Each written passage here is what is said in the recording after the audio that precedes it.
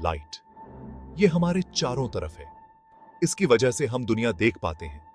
लेकिन क्या आपने कभी सोचा है कि ये कितनी तेजी से ट्रैवल करता है? ये speed, speed of light, universe के सबसे जरूरी कांस्टेंट्स में से एक है। ये हमारे देखे जाने वाले कलर्स से लेकर वास्ट डिस्टेंसेस तक कम्युनिकेट करने के तरीके तक हर चीज को गवर्न करता है।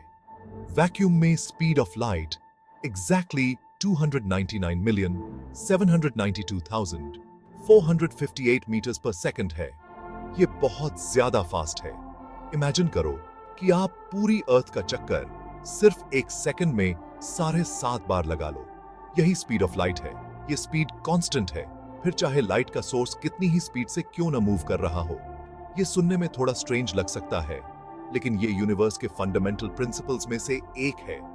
जितना हम इसे समझते हैं, स्पीड ऑफ लाइट सिर्फ एक नंबर नहीं है, ये एक फंडामेंटल लिमिट है। यूनिवर्स में कोई भी चीज लाइट से तेज ट्रैवल नहीं कर सकती। इसका हमारे स्पेस, टाइम और रियलिटी की असल नेचर को समझने पर बहुत ज्यादा इंप्लीकेशन है। हम अक्सर लाइट को हल्के में लेते हैं, लेकिन ये हमारी लाइव्स में एक बहुत इंपॉर्टेंट रोल प्ले करता है। प्लांट्स को ग्रो करने के लिए एनर्जी सनलाइट से मिलती है, जो हमें फूड और ऑक्सीजन प्रोवाइड करती है। लाइट की वजह से हम अपने आसपास की दुनिया को देख पाते हैं, अपने लव्ड वंस के फेसेस से लेकर सनसेट की खूबसूरती तक। हम कम्युनिकेट करने के लिए लाइट का यूज करते हैं।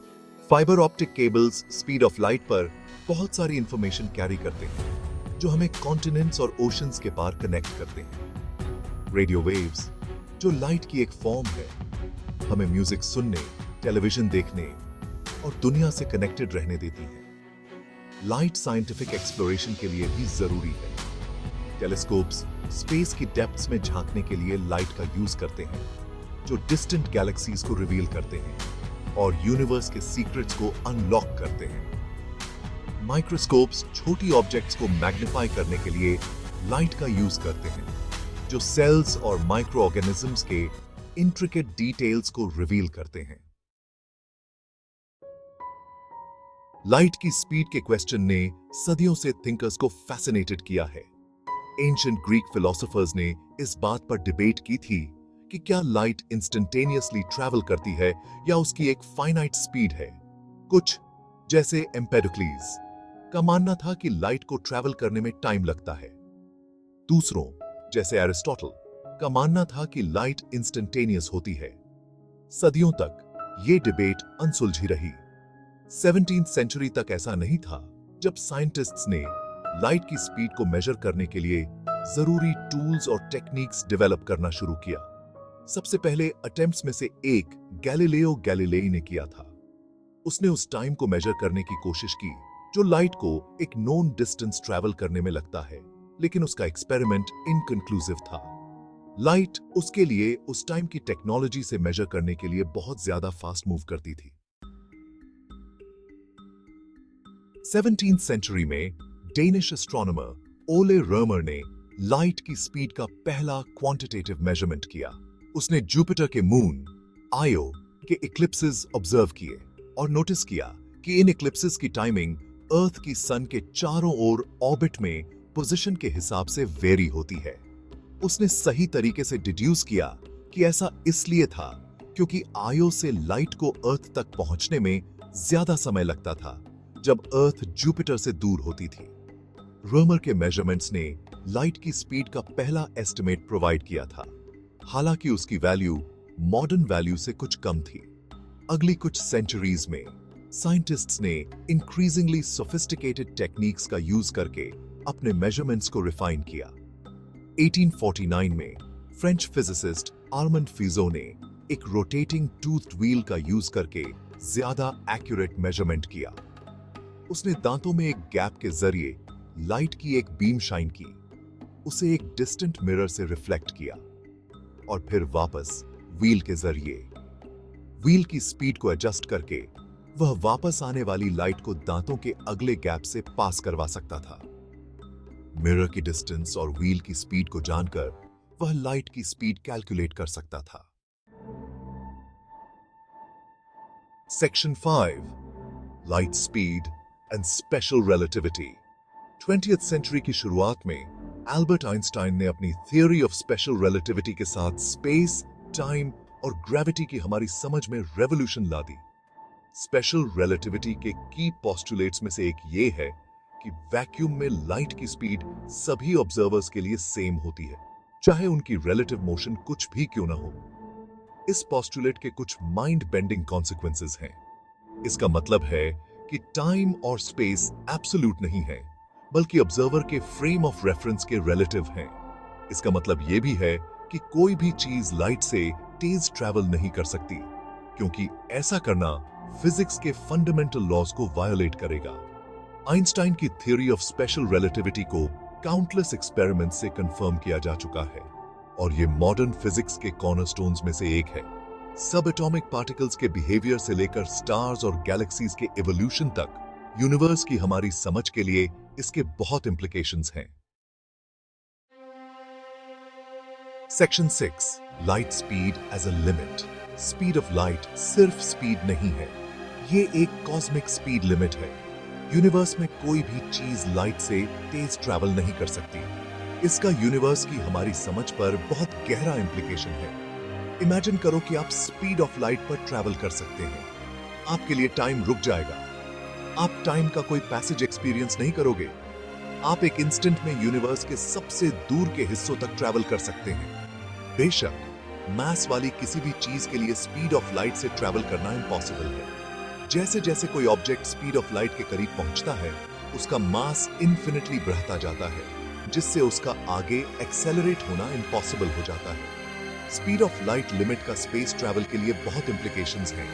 अगर हम ऐसे स्पेसशिप्स बना भी लें जो स्पीड ऑफ लाइट के एक सिग्निफिकेंट फ्रैक्शन पर ट्रैवल कर सकें, तब भी नियरेस्ट स्टार्स तक पहुंचने में ईयर्स, यहां तक कि सेंचुरीज लगेंगे। Section 7. The universe at the speed of light. जब हम नाइट स्काई की तरफ देखते हैं तो हम स्टार्स को वैसा ही देख रहे होते हैं जैसे वे पास्ट में थे।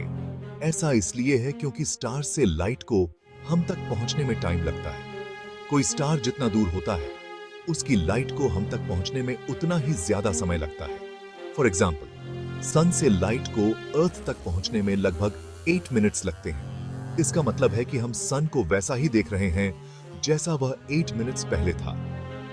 अगर सन अचानक डिसअपीयर हो जाए तो हमें 8 मिनट्स तक पता नहीं चलेगा।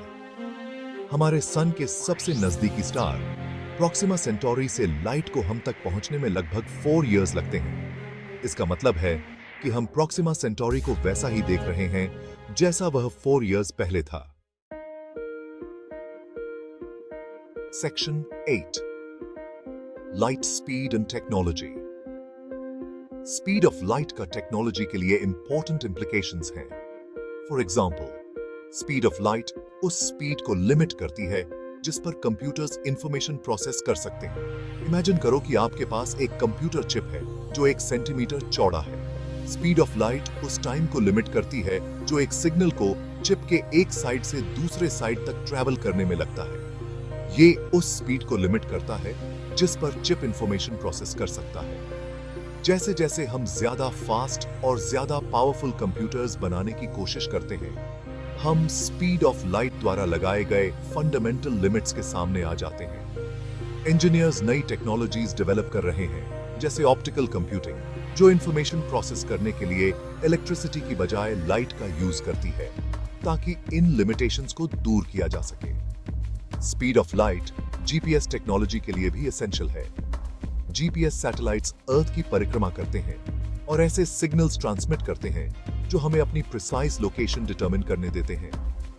जीपीएस की एक्यूरेसी इन सिग्नल्स को सैटेलाइट से हमारे रिसीवर्स तक ट्रैवल करने में लगने वाले एग्जैक्ट टाइम को जानने पर डिपेंड करती है। इसके लिए इनक्रेडिबली प्रिसाइज एटॉमिक क्लॉक्स की जरूरत होती है, जो टाइम को बिलियंस ऑफ अ सेकंड के अंदर तक मेजर कर सकें।